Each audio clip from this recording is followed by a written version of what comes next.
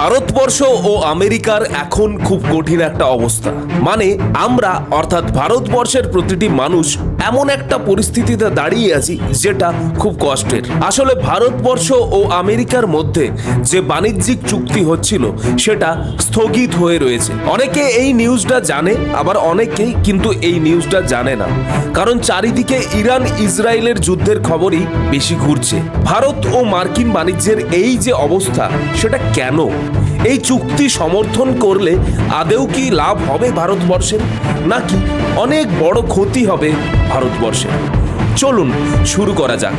প্রথমেই আগে জানবো আমরা ভারতবর্ষ ও আমেরিকার মধ্যে কি কি বিষয় নিয়ে মতপার্থক্য হচ্ছে। 9 জুলাই এই চুক্তি ফাইনাল করার কথা ছিল, কিন্তু আমেরিকা এমন চুক্তি সহমত করতে বলেছে ভারতকে, যে কারণের জন্য এই আলোচনা স্থগিত হয়ে গেছে।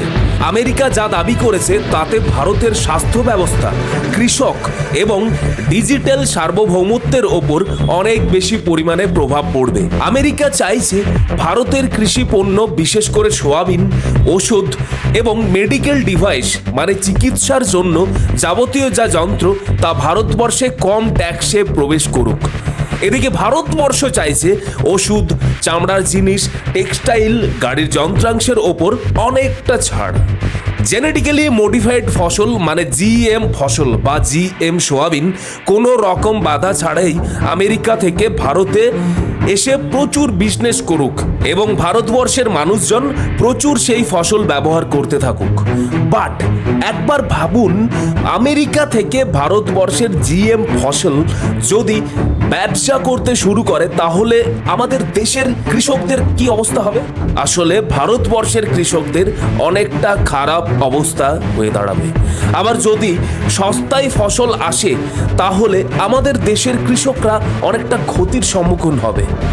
এছাড়াও জিএম ফসল ভারতে এলে স্বাস্থ্যসম্মত খাবার হবে কি না সেটাও ভাবতে হবে। স্বাস্থ্যের জন্য এই খাবার দেশীয় খাবারের থেকে অনেকটা খারাপ। মেডিকেল ডিভাইস, আমেরিকা চাইছে মেডিকেল ডিভাইস যে আসছে ভারতে তার ওপর ট্যাক্স তুলে নিতে হবে। এছাড়াও চিকিৎসার জন্য যে ওষুধ বা যন্ত্রের প্রয়োজন হচ্ছে তার দাম নিয়ন্ত্রণ করাও বন্ধ করে দেওয়া হোক। বাট ভারতবর্ষ সাধারণ মানুষের সুবিধার জন্যই দামগুলোকে নিয়ন্ত্রণ করে রেখেছে, গরিব মানুষেরা যাতে জরুরি চিকিৎসা ও ওষুধ পেতে পারে। তার মানে আমেরিকার এই দাবি যদি মানে, তাহলে ওষুধের দাম প্রচুর বাড়বে, সাধারণ মানুষেরা সেই ওষুধ কিনতে হাঁফিয়ে উঠবে। ডাটা লোকালাইজেশন, আমেরিকা চায় তাদের কোম্পানিগুলো যেন ভারতের ডাটাগুলো নিজেদের সার্ভারে থাকে, মানে তারা যখন তখন ভারতের ডাটা ইউজ করতে পারে। এবার আপনি ভাবুন, আমাদের যদি সব তথ্য আমেরিকাকে দিয়ে দেওয়া হয়, তাহলে আমাদের আর নিরাপত্তা থাকবে কি করে? ঠিক এই কারণগুলোর জন্যই ভারতবর্ষ প্রত্যেকটি মানুষের নিরাপত্তার কথা ভেবেই এই ডাটা লোকালাইজেশন চুক্তিতে রাজি হয়নি। ঠিক এই কারণের জন্য 9 জুলাইয়ের মধ্যে চুক্তি রাজি না হলে আমেরিকা ভারতের ওপর প্রায় 26% মতো ট্যাক্স বসাতে পারে।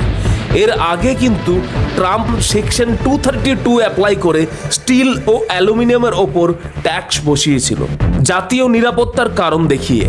এই সমস্যা তো আছেই, তার সাথে প্রেসিডেন্ট ট্রাম্পের অপারেশন সিন্দুর নিয়ে দাবি। এই দাবি ভারতবর্ষ অস্বীকার করার পর থেকে দুই দেশের মধ্যে একটা ঠান্ডা ভাব এখনো বজায় আছে। আমেরিকার সাথে মোটামুটি কয়েকটা চুক্তিতে ভারত রাজি হলেও এই তিনটি বিষয়ে ভারত এখনো রাজি হয়নি। তাহলে বুঝতেই পারছেন, আমেরিকার কথা শুনলে কৃষকদের প্রচুর খারাপ অবস্থা হবে, আমাদের প্রত্যেকের ডাটা সুরক্ষিত থাকবে না এবং ওষুধপত্র ও চিকিৎসা শাস্ত্রের জন্য যাবতীয় যন্ত্রপাতির মূল্য বৃদ্ধি হবে। আর ঠিক এই কারণের জন্যই ভারত কোনো স্পষ্ট লাভ ছাড়া চুক্তি করতে চাইছে না। ভারত মার্কিন যে ঝামেলা, সেই ঝামেলা দিন দিন এত জটিল জায়গায় যাচ্ছে যেটা কিন্তু বলার নয়। চুক্তিতে না রাজি হলে ভবিষ্যতে অটো, ফার্মা, ইঞ্জিনিয়ারিং এবং টেক্সটাইলের ওপর ট্যাক্স বাড়াতেই পারে। আসলে ভারত মার্কিন বাণিজ্যিক যে আলোচনা, তার উপরে আমরা প্রচুর নির্ভরশীল হয়ে পড়ছি। আপনার কি মনে হয়, আমেরিকার চাপে পড়ে ভারতের এই চুক্তি কি রাজি করা উচিত?